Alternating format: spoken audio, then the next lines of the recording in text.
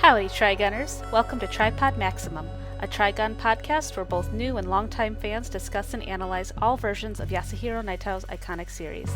I'm Music Meg, your host, and I'm joined by John the Sax Guy. John is a longtime Trigun fan, cosplaying as Midvalley the Hornfreak, complete with an accurate Sylvia to belt out the tunes. He's also part of the Con Players, a musical ensemble that performs your favorite scores live at conventions. Hear his stories of conventions past, including the time he met Nightow, his thoughts on the new anime Trigun Stampede, and just general Trigun chatter. Let's stampede off into the episode.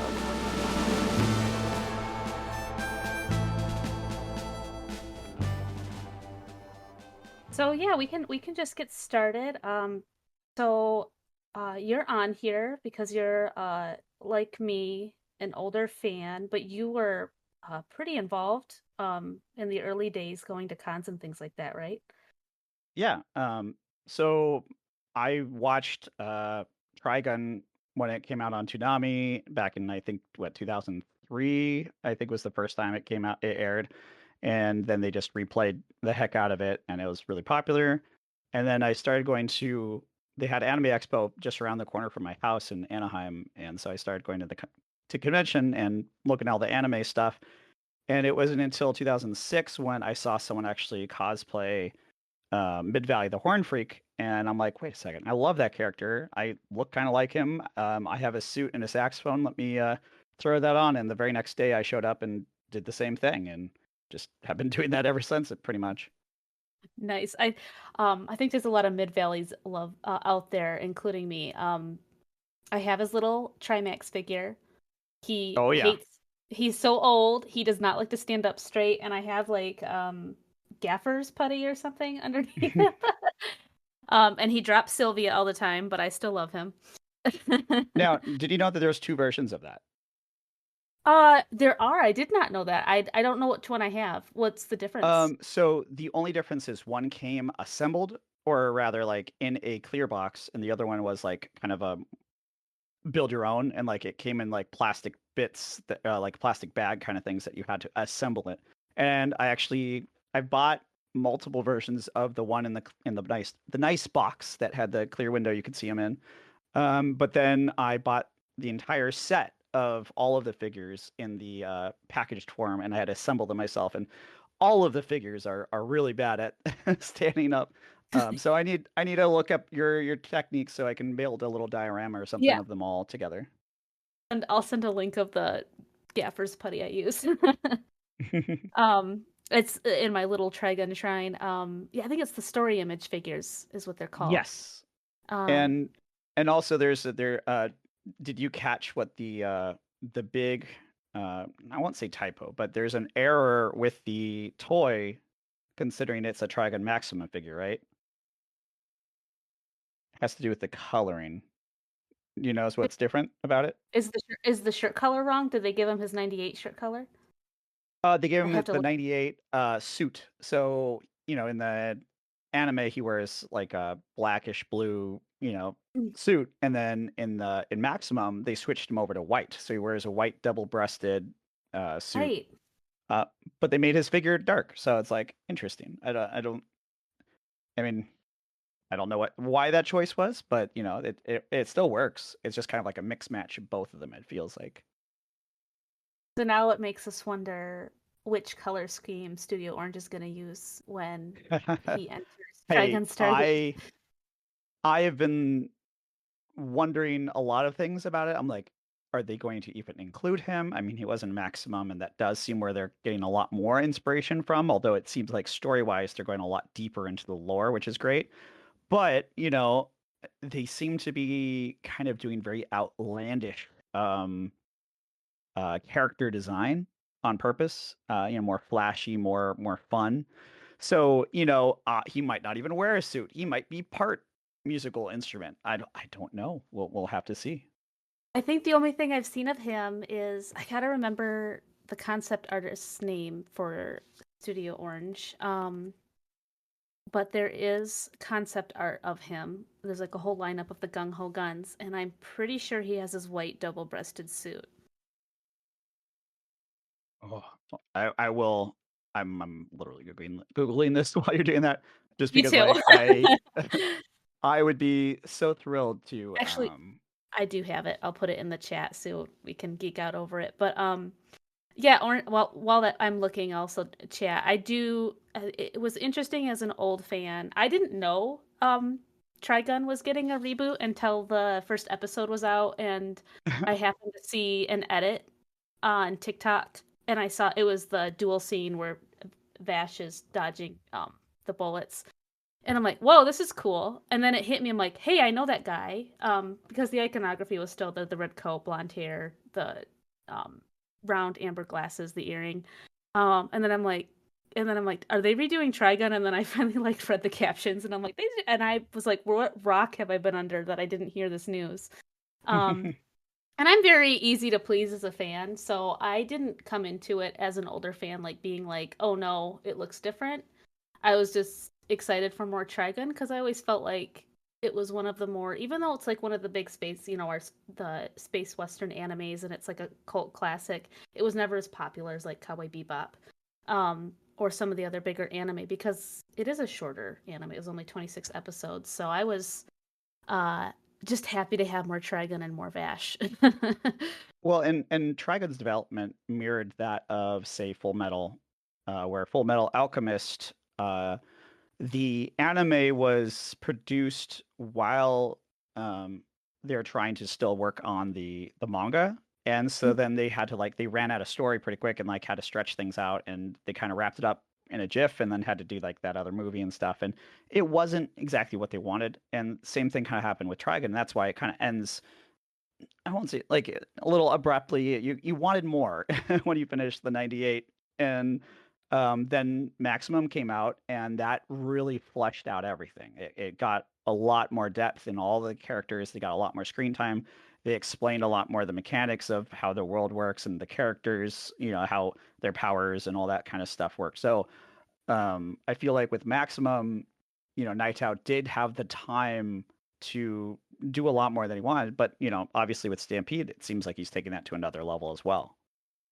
Like, what was it, the director's comment or the producers that this Trigun is a reflection of if Trigun was conceptualized by Nightow now in this stage in his life and like our time, like this time. So, I thought that was an interesting comment and a perception of it because we've all heard the grievances about it doesn't look the same and Yeah, and I remember when I heard the news, because I used to host a lot of the Trigun gatherings from 2006 to 2015, out in Anime Expo, and a lot of the other conventions and stuff would have a lot of Trigun cosplayers, and that would be like their main cosplay, and we all kind of knew each other. And so when news came out that there was stuff coming, a new show coming out, I got to see the news right away.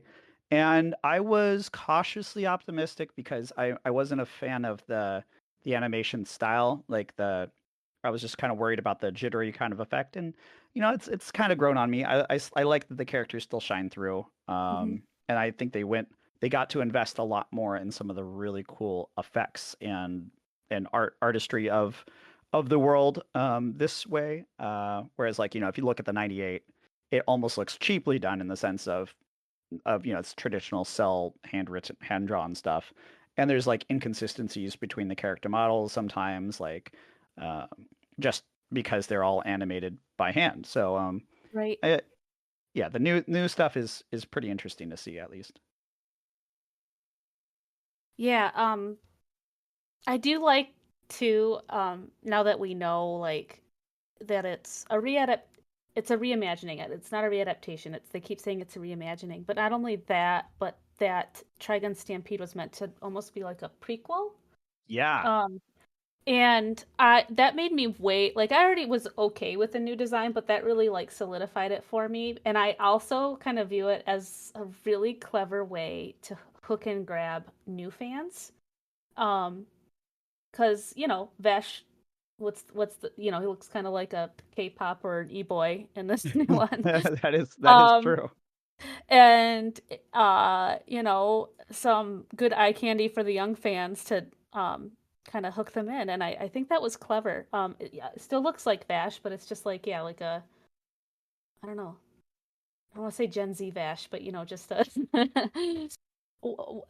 and he does look like how he does in the manga too. If you actually look at some details, like his hair, Yeah, that true there, like Bishonen style, yeah. yeah. But like even his hair being flopped down, there's complete chapters where his hair's like that in Trigun Maximum. Um, so it's interesting how they have these little um pulls from the manga, and it's like little moments, and then they really make it big in the new show. My favorite one is the title card chapter in Trigun Maximum, and it's the only time we see Knives, and he's in his edgelord suit and he's playing the organ, and Orange ran with that, and he's like a piano diva in Trigun Stampede, and I love it. I really Yeah, like and I also love that the way because it's a prequel, they're able to not put all their cards out, right? So, that. Hmm. we only had one season of Trigun 98. That was the entire story. And then Maximum is a lot more story over the is it 14 volumes, I believe? Or Yes, maybe yeah, it's just eight. for Maximum. Yeah, it's yeah, I think it's 14 volumes for 18. Max. It's 14. I'm looking at my Okay. shelf and counting Okay, them. cool. I was gonna say And mine's in then the other room, so and then there's the first set of volumes that was under monthly Shonen Captain and the Trigun. That's 2 hmm volumes. So it's I guess technically 16, but Trigun Maximum Self You're right is 14. Yeah, and so trying to cram that all in one season is you're gonna miss out on some stuff, and you're not gonna be able to go on these as many of these adventures and stuff. So it was cool to see that they went with oh well, we're not even getting started yet. Like I was actually shocked about the last episode of Stampede when they had the phone call and we're introducing more characters. I were like, oh, Yeah. that's awesome. I'm so excited. And then, talking about the gung ho guns and all that kind of stuff. So I mean, I'm hyped. We'll see what they do, and I'm especially looking forward to whatever their Midvalley design is going to end up. Did Yes, you I get am that? too. I'm trying to look in the chat to see if you had gotten the. I'm still looking for it. I thought Okay. I'm looking in my Google folder of Trigun stuff, and I don't want to out myself as too obsessive, but there is too much here for me to sort. But I did find a section, and I'm Google lensing one of the characters in that art style, and I'm hoping it pulls up the source. So I'll keep looking while we talk. Don't worry. Okay, So I no can. worries. But yeah, I'm just excited too as an old fan. I was more an under the rock or in fandom growing up. Like this is the first time I've truly entered fandom as an active participant when Trigun came back under Trigun Stampede.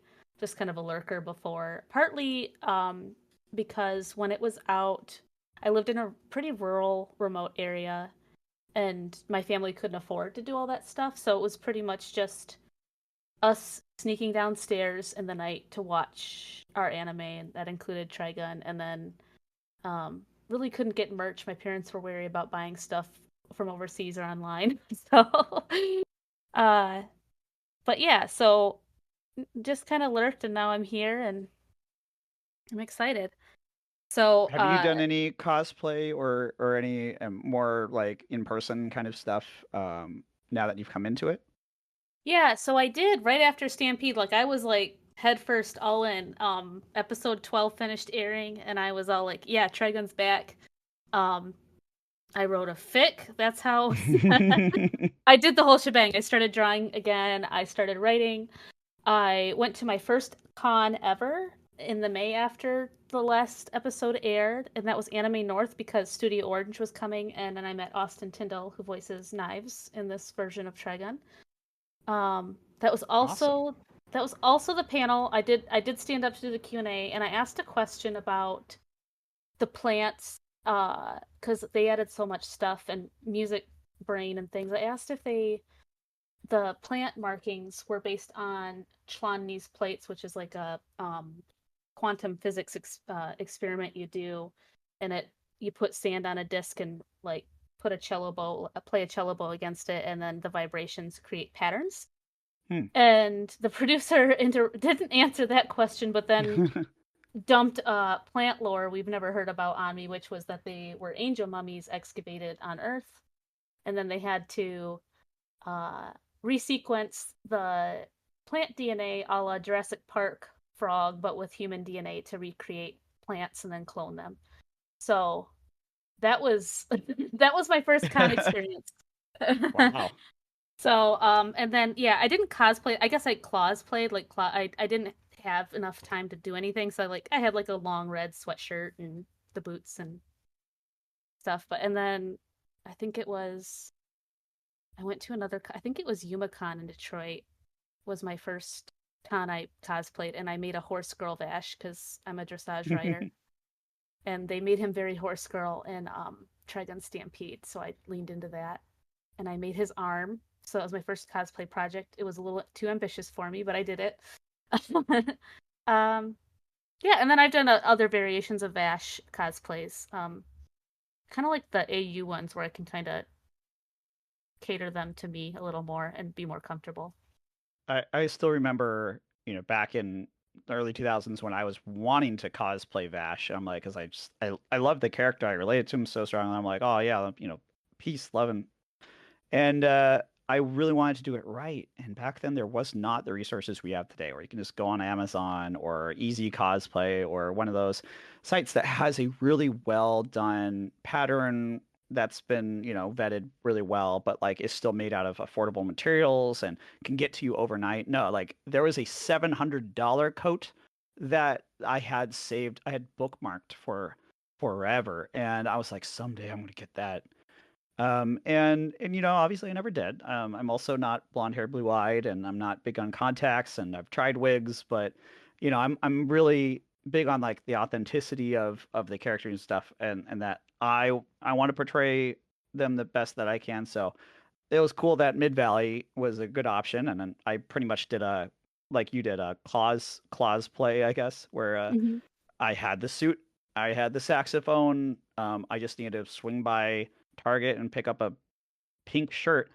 And that was kind of just the outfit for a few years. And then I ended up like tweaking more and more and trying to really get it better and getting the right shoes, and I got the suit fitted a little bit better, and I got a custom shirt made, and I bought a saxophone that is pretty obnoxious, but it supposedly fits better with the character because it says something about there's some character profile book where in an interview it said that, oh, he plays something between an alto and a tenor saxophone. And Mm.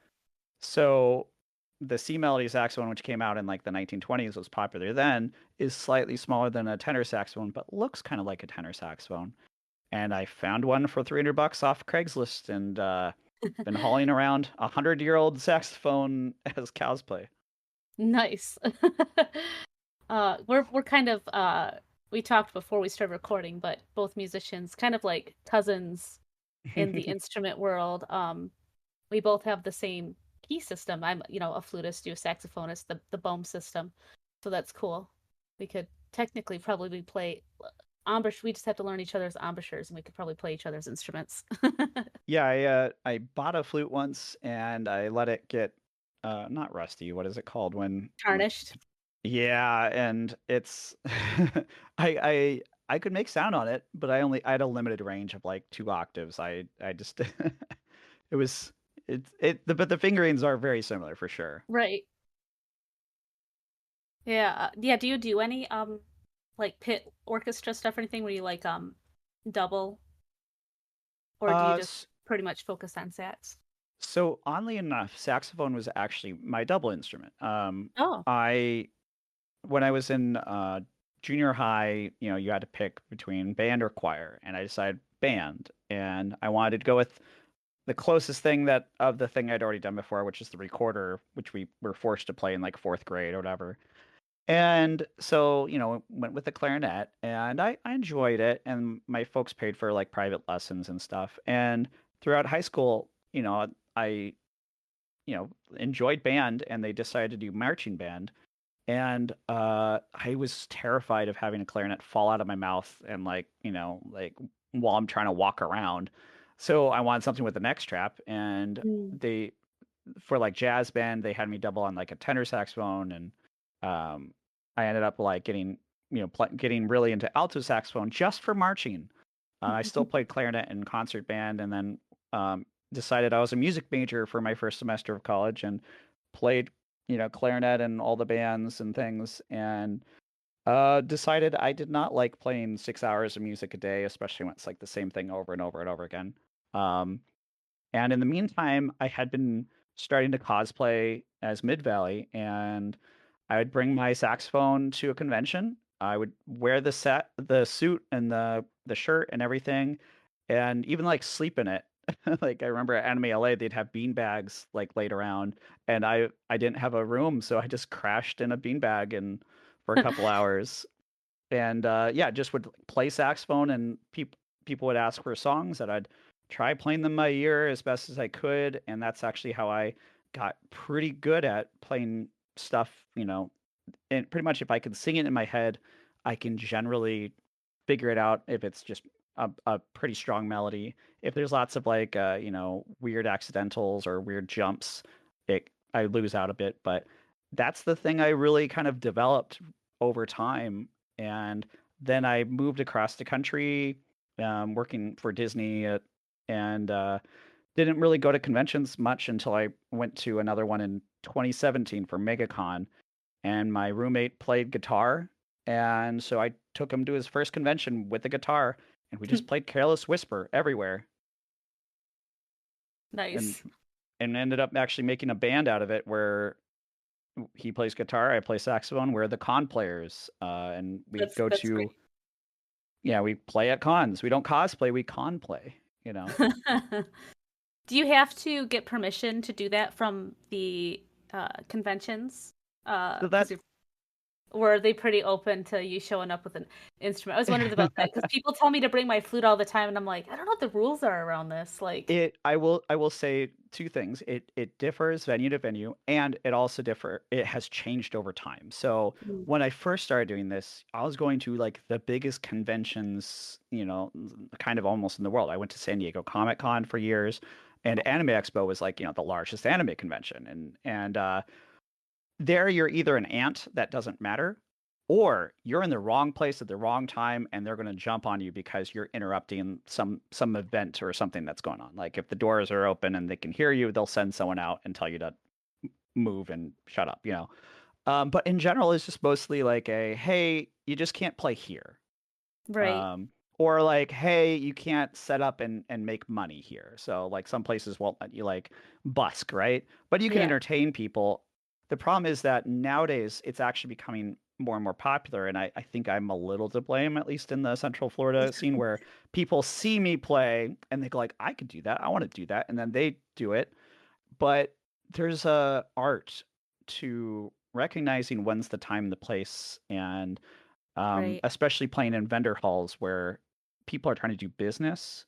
If you're just standing in front of them honking a horn, some people are going to get upset. And we've learned to be very, very sensitive to the people that matter, and just making sure that we're appropriate. And so like if you do that, if you bring a flute, which, can be a little bit in the high range and stuff, just make sure you're in the right place, and talk to staff, and generally they'll let you know if it's allowed or not.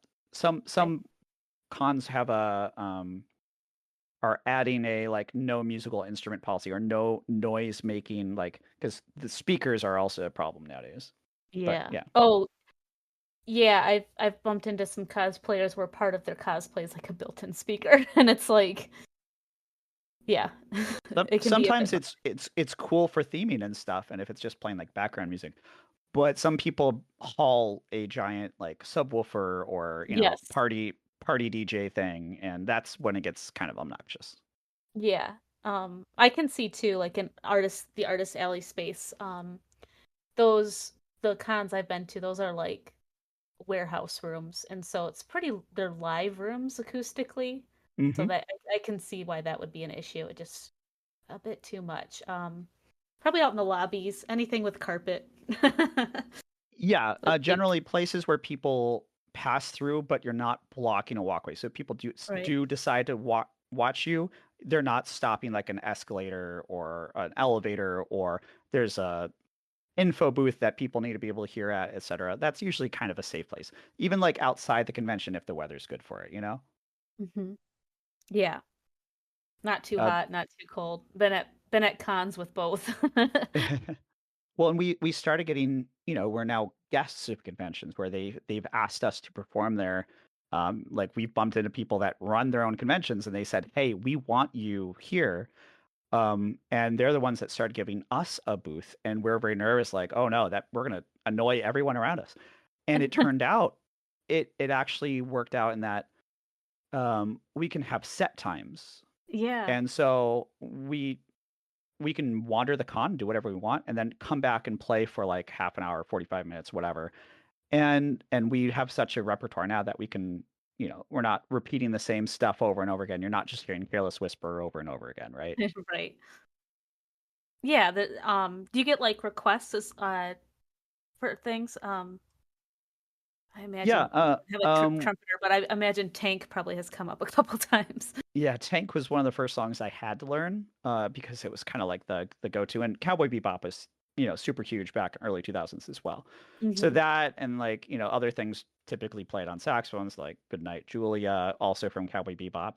But something that especially a lot of Ashes will recognize is like Rem song, Sound Life.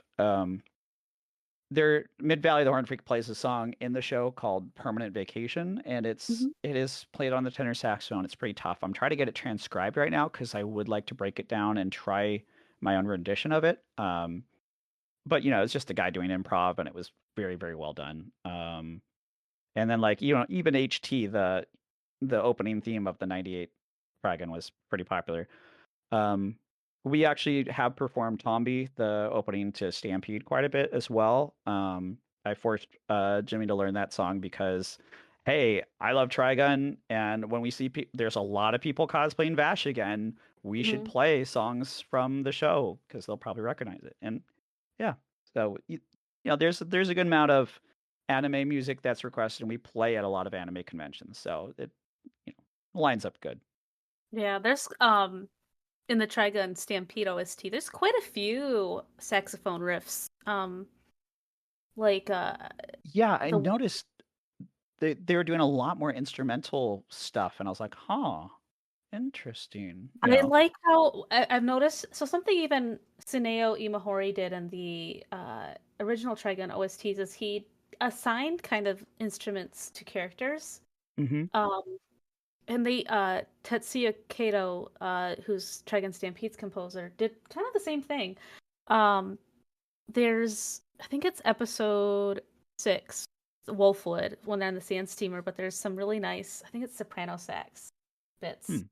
And it's like very like 90s easy listening, but um yeah, it's interesting too. Like Trigun Stampede is just a different feel as well. It has like, the Ennio Morricone nods in it early on in the show with the spaghetti western, but kind of morphs into some sci-fi ambient scoring.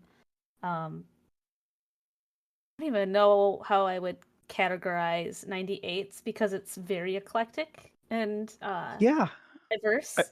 I mean, there's definitely Western elements in a lot of it, but then there's rock, obviously from like the opening, etc. I absolutely adore all of the very classical, soft-spoken instrumental pieces. So like, especially when Legato is begging to be killed, and they're just playing like it's Yes. just like beautiful oboe and little very very small quartet arrangement. Yeah, it's a nice And woodwind quartet or quintet. yeah, and it's so beautiful. And when you think about like what's actually happening in the show, you're like, oh man. Um, and the obviously Permanent Vacation, and there's the was it something blues right after it. On the I was just re-listening to the albums I know, recently. yeah. Yeah, and so like the very very funk blues vibes, slide guitar, that kind of stuff. Mhm. And I there's a really good piano and flute piece. Oh, and a cello. Oh, what was that one? There's so many good pieces. They're mostly instrumental. I haven't honestly listened to the Stampede soundtrack on its own much yet. I need to rewatch the series again just because I watched it as it came out. Um, I actually probably want to watch it again in different languages as well because Mhm. I think I watched Japanese for first, and then I rewatched it in English a little bit. And I loved the voice acting uh in the '98 English one. Johnny Von Bosch, and I memorized the spiels that Midvalley would have when in the episode where he confronts Vash and everything, and it's just like, man, I want to do that. I want to do that live. I need to do that sometime, and then I just never did. Yeah, yeah, the scores are so good, and both of them. I highly recommend listening to the Trigun Stampede OST. It's very cinematic. Um, very the Millions Knives one. It's like full orchestral like, and then they have a choir too. So that's cool. The Um, the cool thing you mentioned, the piano. mhm. There's that insane, like, two-person piano solo that Knives does. It's just Yeah, amazing. I mean, I guess it's a duet, but you know what I mean, yeah, it's it's like a concerto for two hands, like a two-hand piano concerto. Yeah, duet. I did a whole meta post. I did a whole music theory analysis on that one, and then dissected it down into how it's a tone poem on the brothers' story, and yeah, um, I I thought really that was beautifully done and also pretty much impossible for me to replicate on a saxophone. well, yeah. So, I that's both my husband and I have degrees in music, and I'm like, I could really nerd out here. I could really go for it. So I did. But yeah, it was so something too you might find interesting as a musician that's a little bananas about the production of Trigun Stampede is that they had the composer score first. They didn't give him Mm. scenes to cue. They said, "Hey, this is like the general feel, have at it," and then they storyboarded off the music, which is backwards. Wow. That's So that's insane. so when you think about like the first and last episodes, so like the duel scene, how like choreographed it is with the music, like the music is like so interwoven. That's why. And also episode 12, that whole fight. Um You're talking yeah, about the '98 or or Stampede? Dragon Stampede, yeah. So Okay. so people listening and you if you want to check it out, I would say the first and the last episodes of Trigun Stampede uh showcase it best how they what happens when you let the composer almost lead the storyboarding with the music score. Wow, I'm really glad you shared that, because now I can rewatch it with a new appreciation and perspective. Yeah, And, there's a so can all of you. yeah, there's an interview out there. I got to find it again. Where the director Muto mentioned that he approached it that way and kind of worked with the composer a little more than probably directors usually do. So, as a musician and somebody that does record on like independent projects kind of like that, that was really interesting to me and I'm like, "What?" So, but yeah, so that's great to hear too, like another older fan that's enjoying the new series. And I gotta say, I don't know like how you feel about it, but my favorite thing about it is that it isn't like a panel for panel readaptation of the manga or like completely like 98. Um, because we're getting so much new stuff. I think as you know, Trigun is very character heavy with Nightow's writing, and we get a lot from the characters, but with this new version, the world is fleshed out so much more and answers a lot of questions we've had for decades now. Yeah, and honestly, it's so nice to be able to watch it without having any expectation of what's going to happen, right? Like, you just have no idea where they're going to go with it. Like, I was just, watching, when Knives captured Vash and was, doing stuff with him. I'm like, I don't know where this is going. Like, could this lead to, like, big explosion kind of stuff? Like, what's happening here? Like, I have some frame of reference from big plot points in the manga and the '98 anime, but I honestly don't know exactly where he's going with that. And then they introduce like whole new concepts and things that I just never anticipated. And so there's this like youthful, I don't want to say naivete, but like I get to walk into this fresh and go, okay, I am looking forward to where I'm going, because it's still the director that gave me these other stories that I love. So I'm just kind of like rolling with it and seeing where it goes because I've liked everything else so far. Yeah. I know, same. I got surprised by a lot of things. One thing I'm mad at myself as an old fan for being surprised at, and that was the fact that we had, what was it? 3 whole episodes of them talking about July still existing and it not clicking with me that we're going to see July get annihilated the first time. Yeah.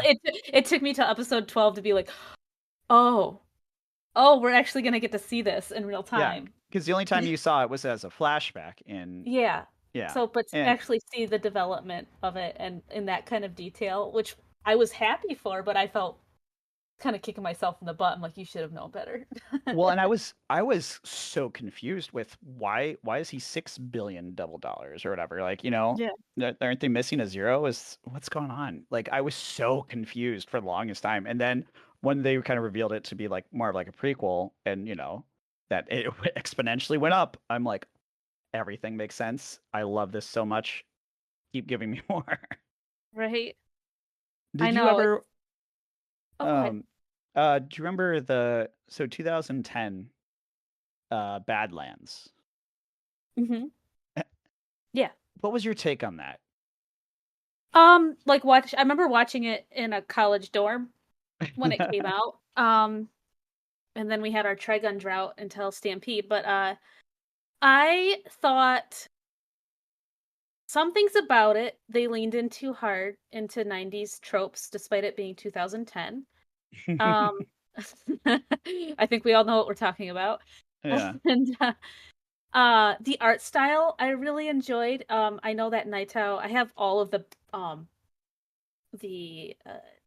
behind the scenes material, like the books and everything for the movie.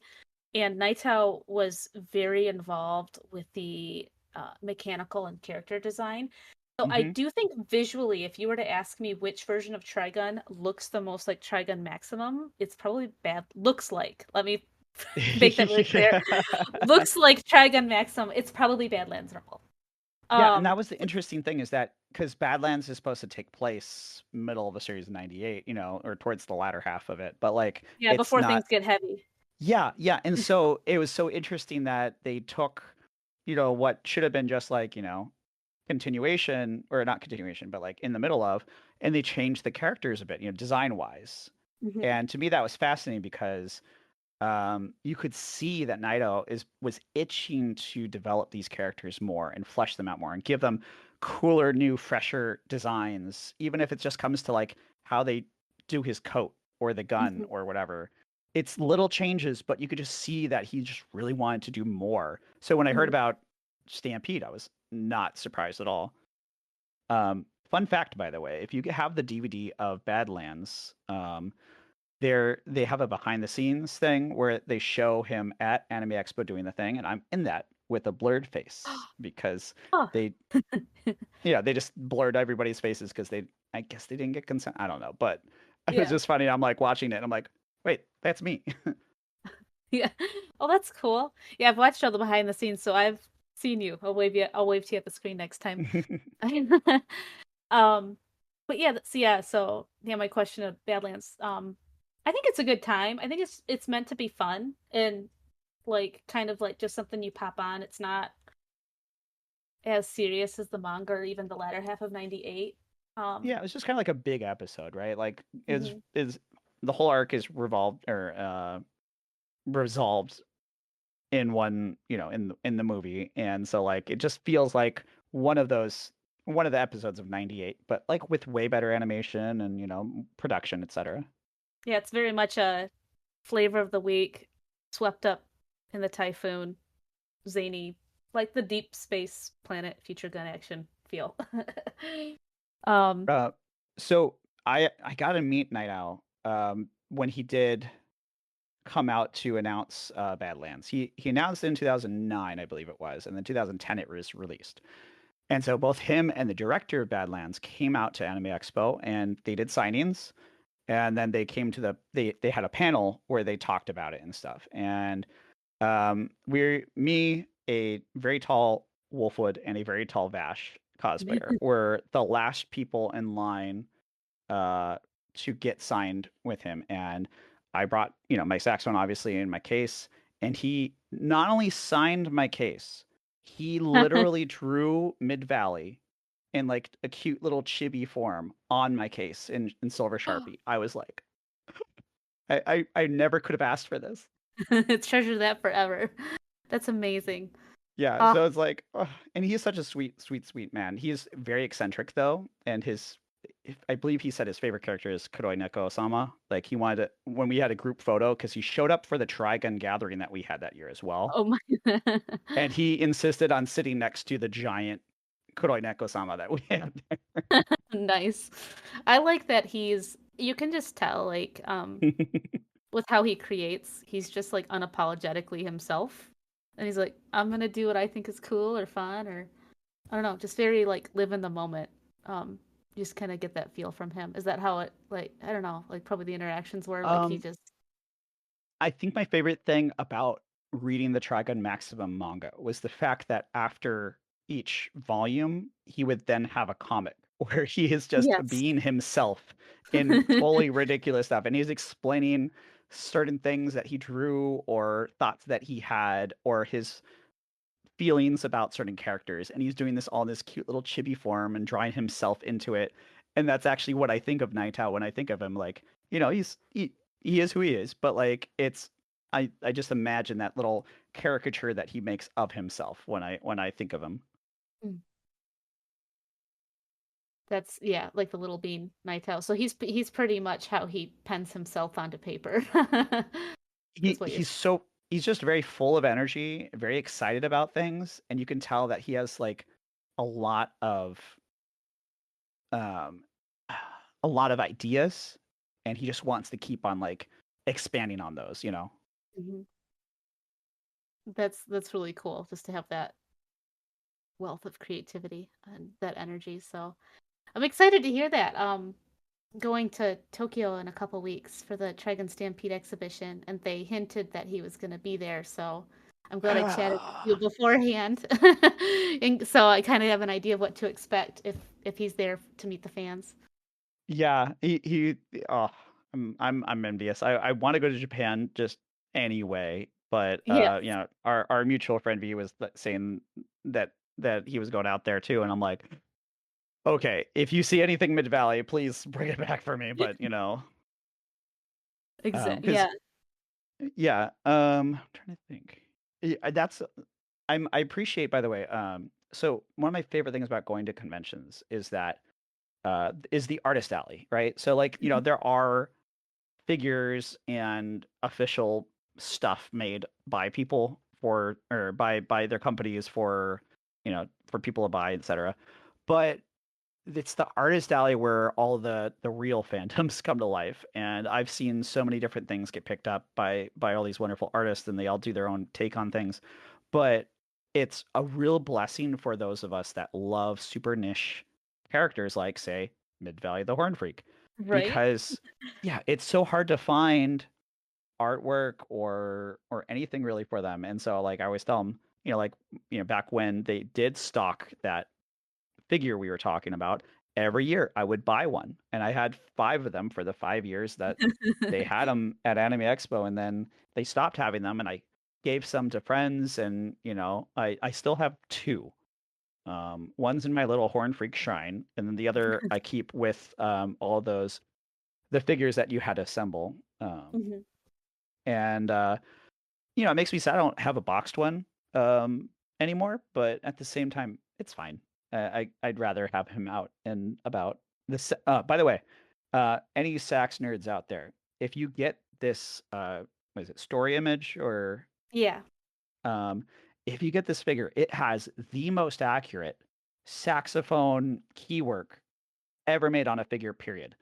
In the manga, he uses a baritone saxophone that converts into a rocket launcher, and I think it also works as a gun as well. But um, so it's converted into the rocket launcher, but so the neck of it swivels, and then the barrel pops out of the top, etc. And like some of it shifts and things. And it's been like my life goal of like, okay, if I ever get a baritone saxophone that doesn't work, I'm going to cut it up and turn it into a giant rocket launcher kind of thing, which was sad because I can't play it. But this figure has it. It's the best saxophone I've ever seen on any figure. Period. Just I I did notice that too. Just as a flutist, had like similar keys. I'm like on mine. I'm like, oh wow, like, and it's not a big figure. It's what is it like a no. 16th scale? I think Yeah, it's like 4 teeny. inches tall, 5 inches Yeah, tall, just because he's spreading his legs. Like, I try posing like Mid Valley when I can, but oh my gosh, like you I'm can't. almost 40 now, We're getting. I um, know. I was gonna say we're getting too old to try to pose. Like Nightow draws his characters. We're gonna hurt ourselves, and we're gonna have to start sending Nightow our insurance bills. Um, oh no, uh, yeah, but yeah, he even holds it with like you look at his fingers, he puts his fingers on the pearls of like the bottom of the saxophone, just like it would be as a saxophone. I'm like, yeah, the oh, active keys. Yeah. it's so It's, cool. if mine would hang on to a saxophone. I mean, there's a notch there for it to fit into his hand, but yeah, the top part, it's just like floating. So Yes, maybe yeah. use some more of You that have. putty or something. I know. I got it. Um, I also have the sinister version of Bash in that one, and he is leaning hard. I had to definitely putty him up because he's like looks like Oh he's at my a roller rink gosh. doing. He looks like he's at a roller rink trying to do the limbo, and I'm like, Yeah, he like several of the figures just are not balanced well to begin with, but so I think it's they're their supposed to have age like too. The plastic and the resin or whatever is kind of degrading structurally. oh yeah, don't remind me. They're all PVC. Don't use crazy glue, kids. It'll melt the plastic in a not a good way. Right. Yeah, they're like 20 years old now, so Yeah, I guess it's 20 years. yeah. I know it's interesting being this is my first time deep dive into fandom, but even still, like I was a lurker before on things, but in our Trigun fandom, the age range because of the new show is kind of comical. We got it's always funny when we all start interacting, and then the younger fans like I'll mention I have a husband, or one of us mentions our kids, and then somebody's like, "That's right. Some of you have like real people jobs, or like are like real I named adults." I named my child Vash.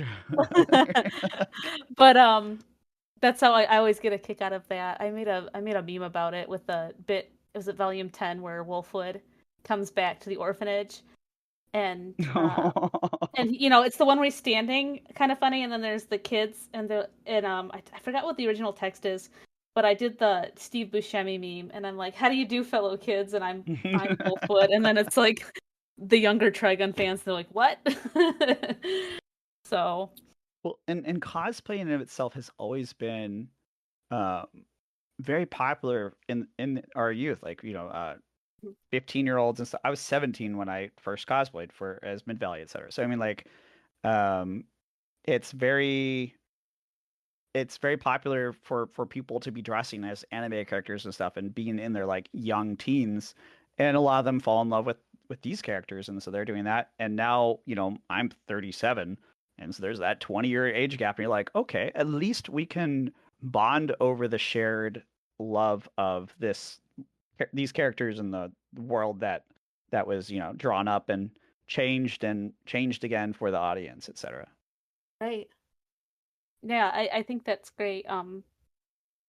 Like I said, I was just happy to have Trigun come back. I think it's a story worth retelling. Has a lot of great messages, a lot of great characters. Especially in our time now, I think love and peace is a good message to latch on to. So, no, I think it's overall been really great. Just the diversity of fans we have in age and everything else. So it's really cool. It brings in a lot of interesting people. Introducing the newest innovation in wind instruments, synthetic saxophone reeds and pads. Say goodbye to the need for constant maintenance and replacement of traditional reeds and pads.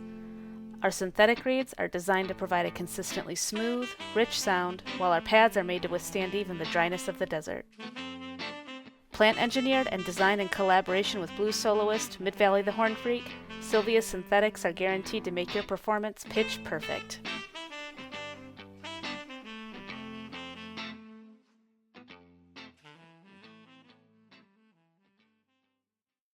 And I will say that, like, especially for longtime fans of series that were kind of like under budgeted and therefore, over with too soon and like only had that like one season or whatever.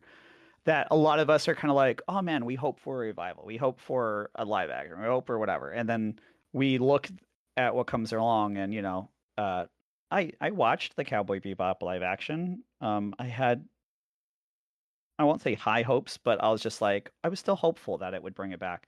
And I will say that I have been very satisfied with the direction that Trigun has been taking, and I don't see it slowing down. In fact, I see the momentum like all, there's all the old new fans, all the new fans, and people that are discovering both at the same time right now are really kind of joined together in the excitement, which is great. Yeah, I think the reason why it's probably going to endure and continue, like get renewed if they do multiple seasons of Stargaze or if they keep calling it a new name every season, um, is that for those of us that have read the manga multiple times and then you rewatch Stampede, there are so many Easter eggs. Yes. Oh my gosh. I did last year. It took me months. I'm still not done, but like I was like doing every day or every couple days. Um, what as I said, try gunning through Trigun Mac. I don't know. I forgot what I called it, but I was doing panel to frame references between Trigun Maximum and Stampede, and I think the thread I have, it's got dozens and dozens and dozens of I kept finding stuff, and so it's really yeah. So you asked before about Badlands Rumble, what I thought about it. Badlands Rumble, like I said, looks the most like Trigun Maximum. I gotta say the tone and with all the Easter eggs and things, even though it looks vastly different, Trigun Stampede to me feels the most like Trigun Maximum, like the manga. Yeah. 98 feels like what's great about it is it's your 90s anime we all love. It was, and it was Trigun. Um, but Stampede just has that, I don't know, like that Nightow heart in it a little more without being I don't know what the word is I want to say, but stereotyped into like what is an anime trope now. It's because even for now as an anime, I've shown it to friends that don't watch anime and they loved it simply because it felt like Western like cinema, like a film, not so much a show. And Hmm. I think that leads to the more seinen tone of Trigun Maximum.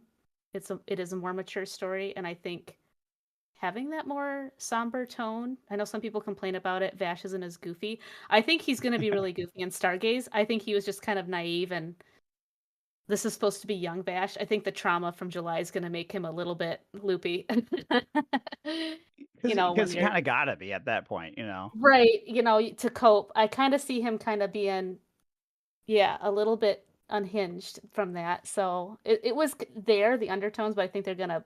I wouldn't be surprised if they kind of lean into it for the new season. Yeah, Like the I will say that was my favorite part of 98 is just whenever he would lean into the like the I'm a crazy person. I'm here to kill yeah. everyone. It was this is the best. Because he's being silly, but like it's coming across like he's singing like total slaughter. Oh yeah. Oh, we need a Yeah. total. We need a Studio Orange version of Total Slaughter. It's in the manga, Oh so my gosh. Yeah. so I Yeah. wouldn't I wouldn't be surprised. Yeah, I just see him being a little more serious. I don't know, like the emo goth boy he is in the manga, like just that undertone, like but yeah, he just was like just kind of somber in Trigun Stampede, which was fine. I didn't that didn't bother me. Um, Yeah, and I I'm I definitely want to see like it. This is the first time really that we get to see an over time arc, really, because with 98 you did a lot more flashbacks and you got to see him, really young, and you got to see him, you know, with like small time skips, for him to take breaks and stuff to resolve like some emotional stuff, whatever. But we only had those 28 episodes with him, and one of them was like, or was it 24? I'm 26, throwing I think. myself off. 26? Yeah. 26, that sounds right. Yeah. And one of those episodes in its entirety was a flashback. So I mean, we don't get to see him really explored in all this variety of stuff. We just see that he is silly, but really there's this darkness, guilt, and like, responsibility that he feels over everything that's going on. And now we're getting to see, kind of like you said, like a naivety, youth, where he kind of like, okay, I'm here, but what do I do? Right. And then he's finding his role in the world and trying to figure out how can he, create the best outcome for everyone. And that's going to tear him apart, in more ways than one. And we're going to see all that come to place. And but we get to see that like over time, over more than one season. I'm excited to see that. Right. I am too. I do think it was smart of them to give us a whole season leading up to July and showing him, as I use air quotes, younger.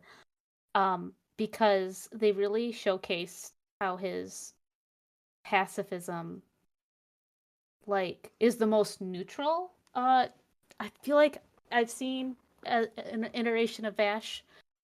Because by Trigun Maximum, he's a little more angry sometimes, and he still doesn't want to like fully commit to like a really abhorrent action, but I think the pacing's good. You know how people It's complain about Trigun Stampede's pacing being too fast? I'm like, honestly, the nature of things though, it's a big lead up to him finally making a huge choice. And so in that way, the pacing's really slow to me, like just in character development. hmm and like in my recollection of Maximum was more like, he's kind of bitter and angsty, and Mhm. he's doing what he has to do, and like not because he wants to do it, you know what I mean? Yeah, And I don't definitely. think we've gotten to see that yet in this. Yeah. No, I don't. I mean, we did. It took to the last episode, him Yeah, coming out of yeah, yeah. The him last episode coming where out you of get to see him kind of like a, deciding that. they did it. They did it with the visuals with his hair, everything. Like they put him in the dark shift colors, everything. Like hmm made it very clear. Like there's a huge shift here in his how he takes action. So I thought that was clever. So like I said, it's like a slow lead up to I feel like Trigun Maximum version of Ash, and now we're gonna exciting stuff. I also really appreciated oh my gosh, what was his name? The added character with Meryl. Oh, Um Roberto. I thought he was. I oh was. I liked him a lot. my I thought it was a great Yeah. addition. People really complain, but I'm like, no, he added so much. And I love him the most because him being there really showcases how important Meryl is to the story, and like hmm giving her the development, like that's like giving her the due diligence of that weight. So I love him for that because my best girl Meryl gets highlighted more. Support character. But anyway, go on with what you loved about him. Oh no, I just loved that he was like he played out a really crucial role in Meryl's development, Mhm. and also just like in the series itself, having a little bit of that comic relief, but also that kind of old person, scoffing at the youth, going like, "Oh my god, I'm too old for this," and I hate having to relate to characters so much, and going like, "Yep, you said it. This is a bunch of bullcrap." Yeah, he had to run around with a bunch of I'm using air quotes here, 20-something-year-olds when He's like the two of first them one to pull out a gun, etc. uh yeah, he's definitely more jaded and cautious than the other. Well, I don't know, Wolfwood's pretty Wolfwood's Wolfwood. Um, but it was good to have too because I feel like he's a panel reference to the Meryl flashbacks when she's young and when she said she had to shoot someone the first time, and there was that mentor or we don't unnamed person in that panel, and it's kind of like the Roberto figure for Stampede. I thought he was great too for newcomers. He's like the hand holding anybody that doesn't know Trigun and walking them through the world and the story because he does a lot of like doesn't quite break the fourth wall, but he's narrating or explaining the world and the characters in a clever like using him as a good narrative device. Yes, I agree. And that was kind of good for us trying to like, okay, this is a familiar place, but Mhm. where are the differences? And he kind of highlights those It's like a when you little play bit. video game and the tutorial walking through. It's like let Hey, it's me like, hey, you might remember playing this game before, but here are some subtle differences that we're going to Mhm. highlight for you to make sure you catch, Yeah. etc. Yeah, I have the Trigun Stampede Blu-ray, the English like in English, and it has a plot size not a plot what am I thinking of? The replica of the Bernardelli time. So it's to scale, and then there's interviews with it. And even Nightow said when they introduced Roberto and explained the timeline for the season, he even said, "Where's Millie?" And then he did say, but then I was very reassured when they explained what the plan is, and he's like, "Oh, that's great." He also said his one of his favorite changes was what they did with Brad and Louita, and then Young Vash. He loved like he said he died at the cuteness the first time he saw Young Vash, like those episodes, and I really like that too. I love what they did with Brad. I think like so you're an older fan too, you know this. It was the first time we got to see Vash with any kind of I'm using air quotes again, father figure. And that was a cool dynamic that hasn't been explored before that I enjoyed seeing.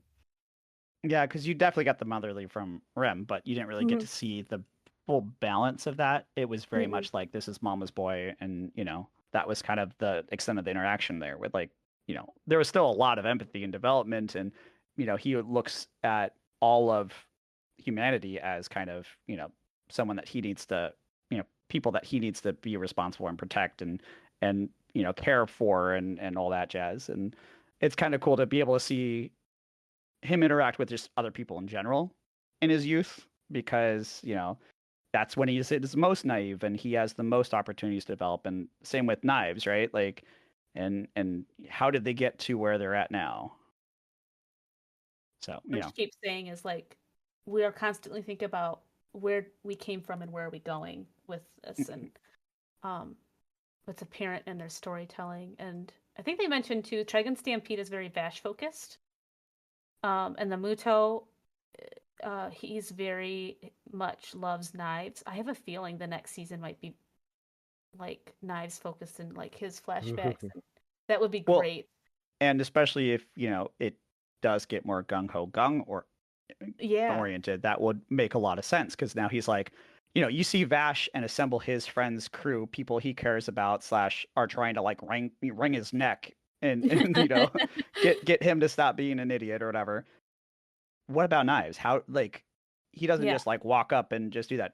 They did a pretty good job in Maximum of him like recruiting people, like Mhm. specifically Mid Valley. Like he comes in and you know Mid Valley was already part of like uh, a band that would like kill people and stuff, and Knives saw the or yeah saw his use and stuff and put him put him into things. Whereas like in the 98, you see him in a band, but you don't see what role he plays. He just kind of like has this kind of commander type role, but you Yeah. don't see that authority much. And it was cute. There was a Mash cosplayer that was writing letters to characters and stuff, and asked if I wanted a letter written to me, and I'm like, sure. He's like, should I address it to John or Mid Valley? I'm like, you know what, write it to Mid Valley. And they tried to appeal to Mid Valley to um, change his ways, etc.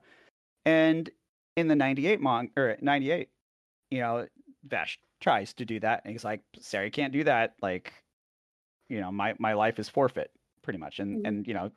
literally forfeits his life in that episode. Yeah. But in Maximum, he was a little bit more. He was a little more nuanced. Like he had a back and forth, right? He did try fighting back, and it was like this is bullshit, and like trying to uh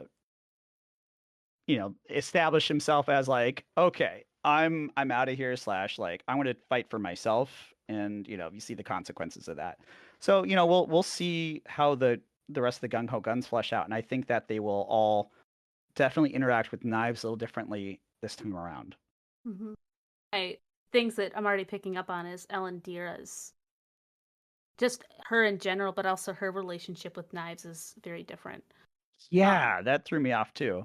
it's like it's almost insinuated that she's I want to say like a clone of him or comes from him in some Or yeah, way. it seemed like a daughter or sister. So like, Yeah, familial for y- sure. And then right. yeah, but like the worst parts almost. Well, and then her eyes are different colors, and I think it was at a panel Orange had said to pay attention to Ellen Dira and her eye design, which you can see she's got like the new plant design eyelashes. And then Knives has Tesla's eye on him, so did he get there's fans have speculated that he gave Ellen Dira Tesla's eye and maybe she's like a Tesla reincarnate or recreated in some way. Oh Um man, can't wait. I just want to see all these like theories fleshed out, you I know what I mean? know. I know. So eagerly await the next season because they're doing new stuff. And yeah, they're like they said, reimagining it. I'm all for it.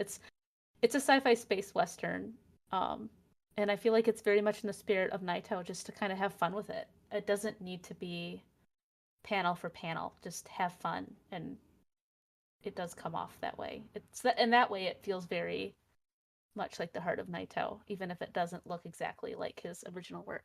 Yeah, and you can see it in the character interactions, especially. You can see whether it's like the sociopathy or like the cruelty, versus the empathy and the Mhm. like.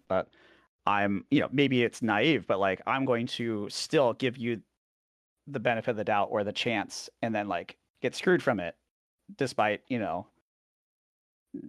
I should have known better, but I'm still going to believe in the heart of humanity and blah blah. And Right. watching those kinds of things, I think, is like the most powerful element of the story, and they're doing that very very well. Yeah, it's I feel like Trigun's entire tone, like if I were to sum it up in one word, is very hopeful.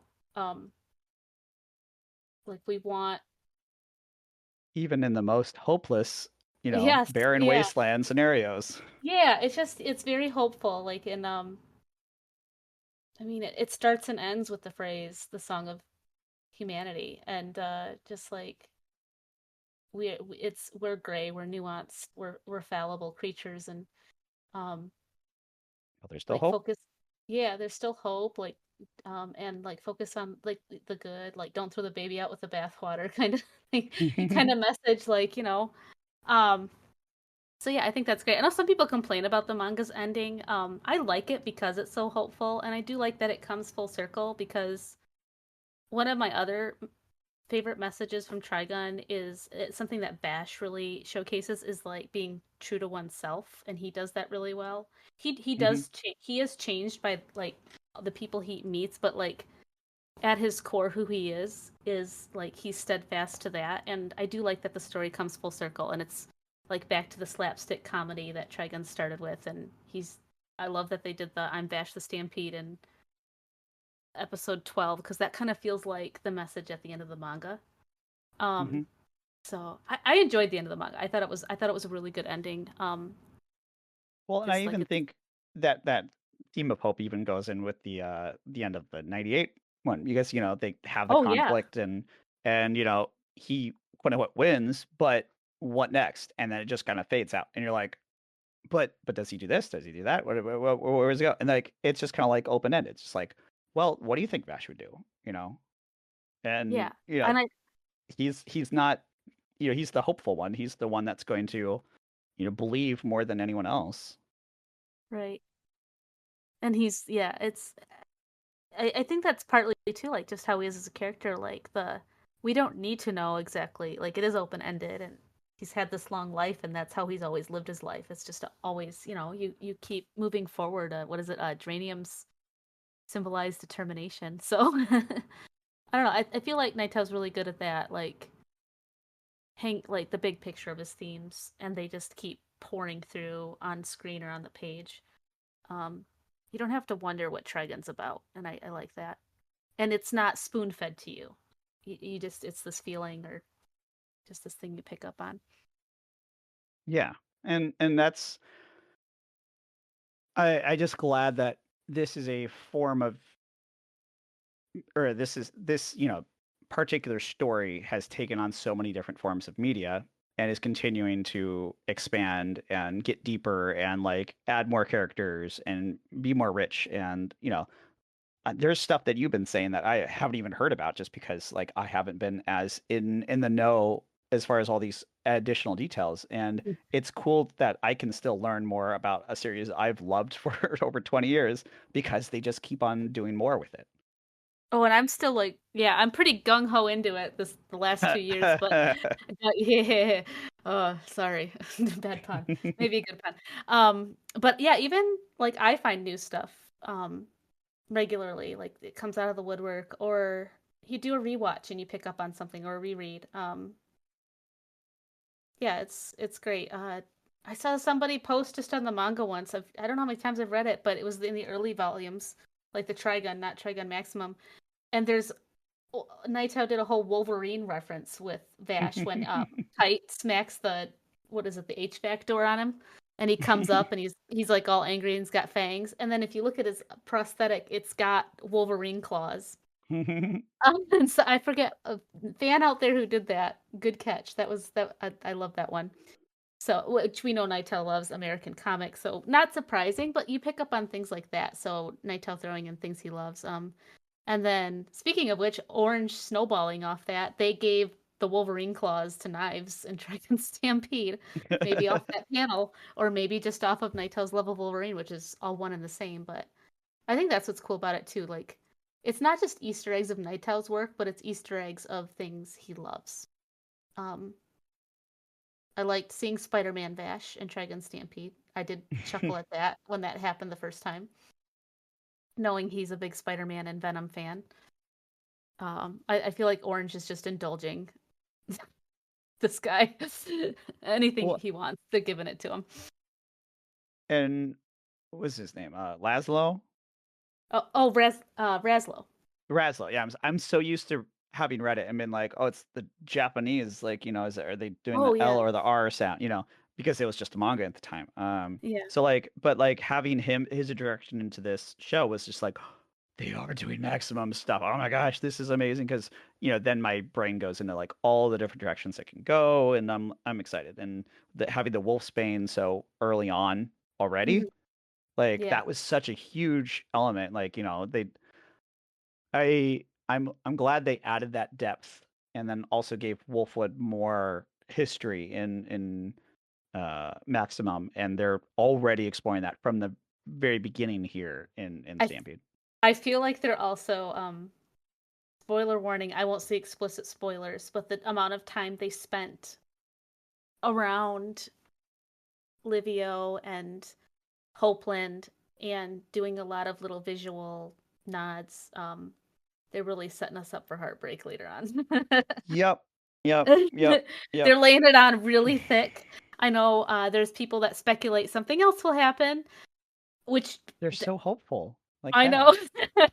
I don't know if it's because I'm old and maybe you feel the same, so we can be in this together, but it's like I had to endure this pain twice now. Nobody gets to escape it. Like it's what is it? Misery loves company. It's like this is part of the Trigun experience. You cannot avoid it. But no, I mean I love the character too. I hope. I wouldn't be opposed to like a new take on that. But I also think just this is my opinion. So everybody take this with a grain of salt. Naito has said that's like his magnum opus of his storytelling and writing, that the moment. And I don't know how Trigun can fully be Trigun without that happening. Because it's also what tips the scale for Vash to do another huge climactic event later on. Yep. it's like it's unfortunate, but at the same time kind of necessary because it's also what it's just like July, right? You know it's going to happen, but you it has to happen in order for it to be in order for there to be like redemption and like powering through and stuff. Because like if it was all happy fun time, you're not going to have the same experience. Whereas when there actually is tragedy and pain and suffering and like lost love or whatever, Mhm. then like you get to uh, you know, recognize how real the feelings you had with different characters or whatever. And that's I think that's when you are able to make connections with characters, that's when you know it's good storytelling, right? Right. And just, yeah, it goes back to that hopeful message because it's those moments that happen really teach you, like, uh, how loss can be so all consuming and the grief of it. And just shows you the kind of strength you have to continue on. And it's not perfect strength, and that's shown really well in the story of Trigun. And it's something you can't do alone. And that's also something I love about Hmm. Trigun is Nightow like pounds into the dirt is that you cannot move through life alone like that. Well, and And that's something that Vash handles a lot, unfortunately, is loss after loss after loss in different capacities, right? Like people that are super significant to him versus people that like are are just like kind of names and numbers, right? Like an entire city or something, that really has an impact on you, and especially if you feel responsible. So he's feeling all of these like different losses and stuff, but he has different support each time as well. And you see it when he is on his own versus when he does have those people to around him, like the difference in what you're able to do and how you're able to move forward is huge. More of that hope stuff. yeah,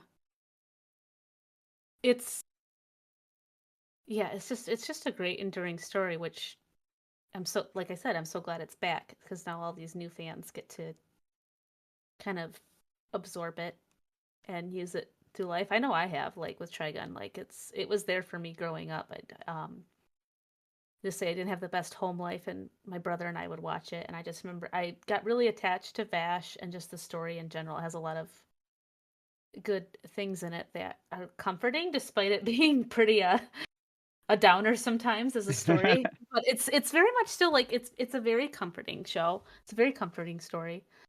Um, Well, and one of my favorite parts about it too is the fact that Vash can be silly and laugh and be oddly cheerful in especially circumstances that seem yeah, absolutely like ridiculous. You're like, horrible stuff is happening. And we're like, yeah, but it, he's especially a when you've been through a lot, you have a different perspective sometimes. You're saying? yeah. I was just gonna say he does a good job of kind of showing, and maybe that's his old age or just how Nightow rates him, but um, it's active choices you have to make. Like he doesn't just let things happen to him. Well, he does and he doesn't, but how he reacts to it, he's very good at controlling. Um, because I think a lot, it'd be easy to fall into despair or um feed Or into given anger. anger. Yeah, and that's something he does in spades is he does not very, very rarely does he let his anger dictate his actions. We see it a couple times, but he's still able to rein himself back. And even when he does the thing like says he'll never do, it's not an act of anger. Um, it's an act of protecting a sacrifice, which is how he lived his life before. It's just one sacrifice suddenly replaced another. Um, Yeah.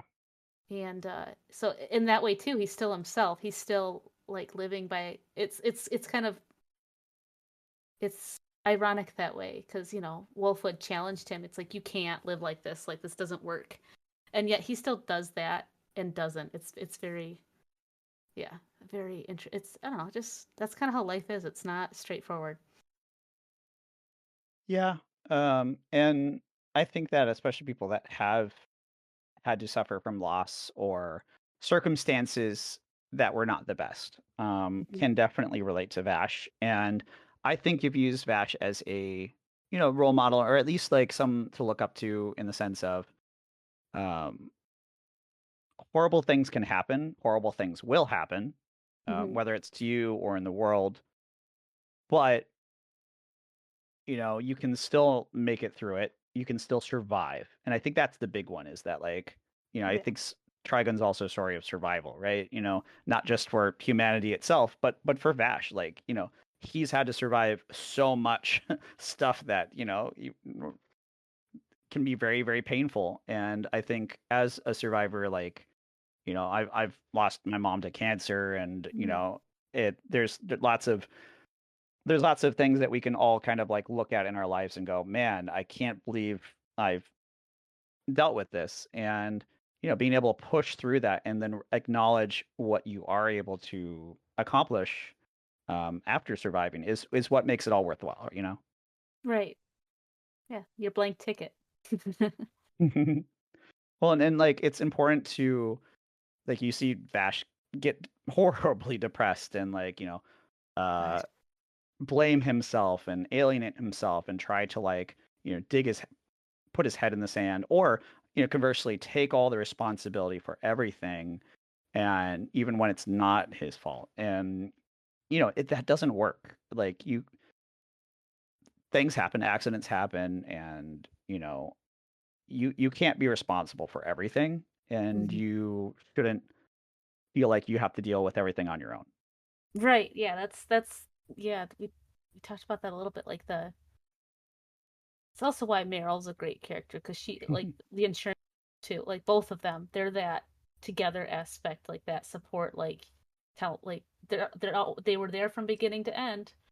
I think even there's a concept art thing too in from Studio Orange, and they had a big character sheet and all the relationships, and like Roberto Devash said dubious, or I forget what it like, just like skeptical, not sure.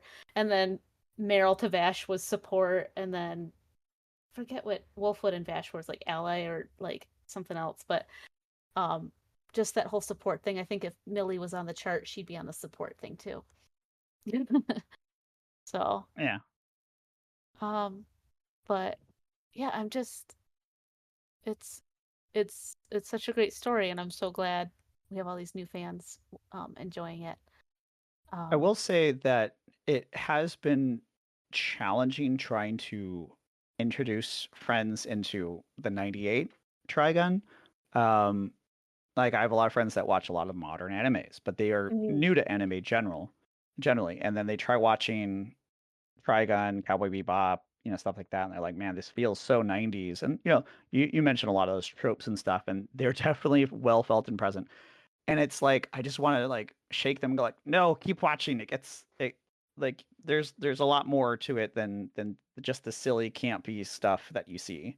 Yeah, I think too with the tropes, like I don't like I take them lightheartedly. It's a media of its time. It's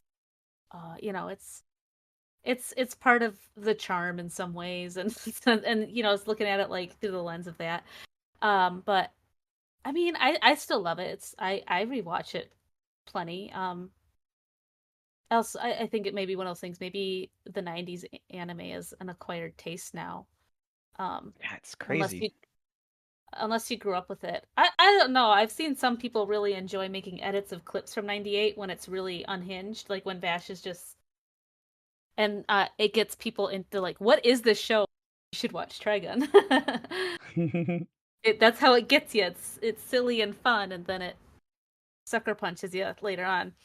Yeah, Um, I do blame Johnny Von Bosch's like performance as Vash for a lot of the shenanigery. Like he just oh, made such a his laugh is great in that. I got to meet him last January, and I bought a Genga from '98, and it's Vash running in episode 3, Hard Puncher, and with the "Why am I crying in French?" And I Why am brought I crying in French? yeah, I brought that. It's from Madhouse, the studio, and I brought it for JYB to sign, and he'd never seen one before. I was shocked. I thought he would have had one or seen them. Um, and he did the line, and um, it was funny. Yeah, it's very interesting too to hear him with this new Vash too, like the softer, but you can still kind of hear his first take on Vash a little bit.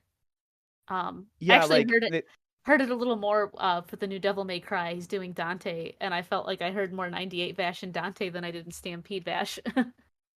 that's fair. I was Yeah, I was like excited when they kept on announcing like, "Oh, we're still having this. We're still having this, but this is different. This is different." And so I yeah. was like kind of not knowing when I come into it, okay, I know that there's a lot more stuff that they can go with this and all that, so I'm going to be open-minded, but I'm appreciating this, but I'm being critical of this. And I think you have to we kind of just write it out, and I want to see, is here is he going to keep with this style of voice acting, or is he going to maybe change it up as it goes along too? No, I think we're still gonna see more of those reimaginings. I think they are gonna lean a little heavier into Nightow's art style, like in character design. Uh, Hmm. I simply believe that for the flash of Raslo we got, and then Chapel's voice over it, and it was a very Trimax Nightow design. Uh, so I guess we'll just have to wait and see. I trust them. Like I feel like you can feel the heart put in the care. It feels like Trigun. Very happy with it. Um, I'm just I looking. just hope that I can cosplay this new Mid-Valley. Yes, I hope I know that the only mentions of Mid Valley in Stampede is I think in episode 4 Hungry. Oh no, it's 5 or 6. It's 6. It's the beginning of 6 when they drop Wolfwood and Bash at the Stand Steamer, and um Roberto has a magazine, the No Man's Land magazine, and there's a little page in there and it says Mid Valley on tour. So he's mentioned. So maybe we'll get to see him. I hope he's not just an Easter egg. I also Uh, no, no, no, he's too integral. I agree. We got to have that really cool Wolfwood Mid Valley fight with. I hope they do the Dragon's Nest because that's such a cool arc.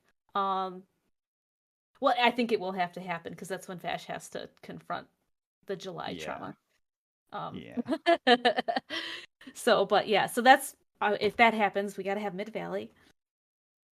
yeah, and yeah, I just can't wait to see how it all works out. Thanks for listening to this episode of Tripod Maximum, a Trigun fan podcast. Follow along on Twitter, Blue Sky, Tumblr, and Instagram, and be sure to check out John the Sax Guy over on his Instagram. Love and peace!